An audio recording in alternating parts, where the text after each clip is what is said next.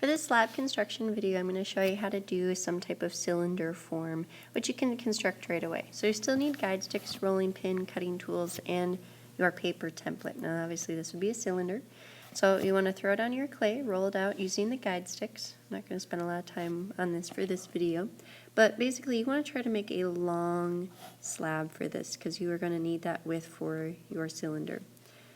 So you can use your template that you use to create your paper model form, but for now just kind of roll it nice and long. So as I did here, so I have my base. I know I want it to be a thin. I'm actually going to have it get wider at the top, but I'm just cutting out my template with my slab.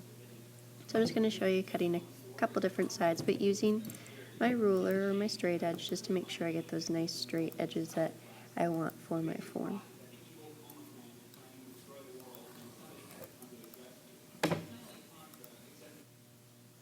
Okay, an option that you might have is to use some type of impression, so using fabrics. Now I'm rolling on the fabric towards the top of my piece because I know I won't accidentally ruin that texture because I won't be smoothing the base onto the top. I'm going to smooth it onto the bottom. Okay, but that could be a nice decorative element that you could have to tell your story. So maybe, this is trying to show some type of fence or scale, whatever I might want to do. Alright, so for my base, I'm going to score the bottom. I don't want to score the outside. I always want to add pieces to the top, not to the sides, otherwise I could get a gap. Okay. So I'm going to flip this over. I'm going to score the bottom of this as well. So that's where it's going to join to my base.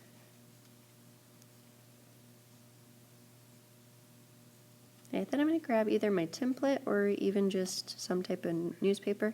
I'm going to roll it around my rolling pin because I'm going to use this to help get the roundness of my cylinder, especially if I was doing a larger cylinder. So I'm just going to wrap it around just to kind of help gently get that round form.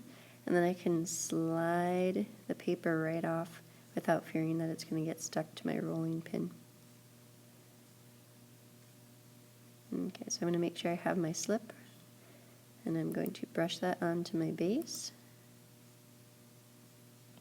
I'm going to lay my cylinder form on top. I want to leave a little bit of a gap just because that gap will then, I'll use that clay to smooth it onto my body form.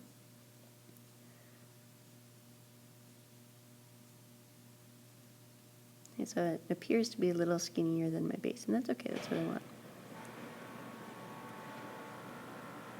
Alright, so I'm having my sides meet, and I don't want them to meet exactly perfect. I want them to have a little bit of an overlap.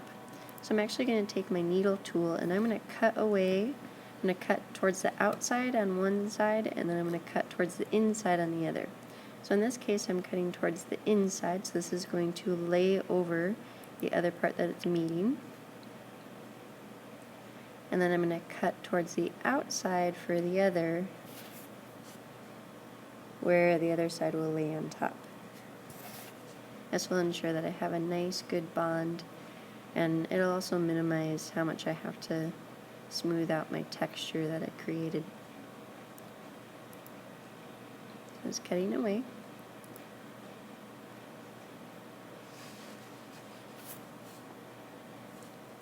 Okay, so I want to score. Being gentle with it so I don't accidentally knock it over. Cylinders are pretty nice because you can construct the date of. They go pretty quick.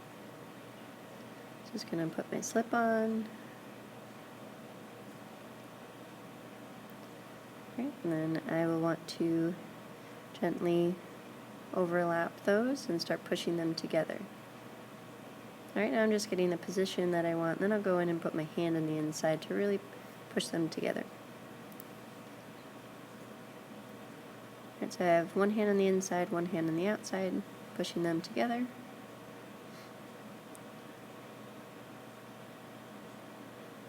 Then I will smooth them together a little bit. Definitely towards the rim.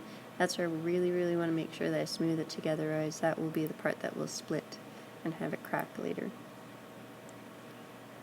If you want to, if you're not sure how well it is smoothed on the inside, you can also roll out a really skinny coil and just lay that on the inside and smooth that down as well.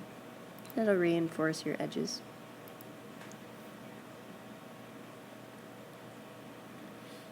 Alright, so I'm going to take my rib, whether it's a serrated or a non-serrated rib. I'm just going to use the flat side.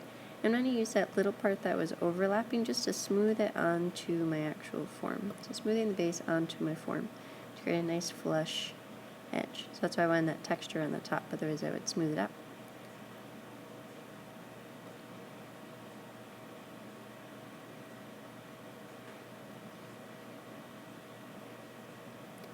You'll notice that there's a little bit of a gap in the inside as well, so you might want to do a little skinny coil for that, just to really reinforce that, or try to smooth it down. I personally like a really tiny coil. Have fun!